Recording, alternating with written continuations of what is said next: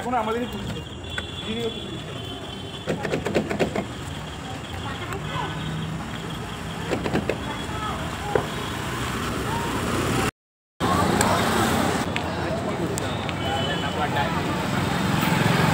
মাকে নিয়ে চলে গেছিলাম বাঘাযতীন, কারণ বাঘাযতীন থেকে মায়ের গিফটটা কেনার কথা ছিল।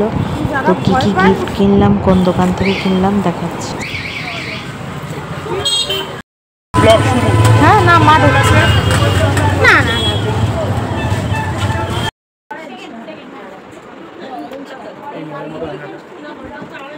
মা আর বোন তখন ওই দিকটায় শাড়ি পছন্দ করছিল যে কোনগুলো ওরা নেবে।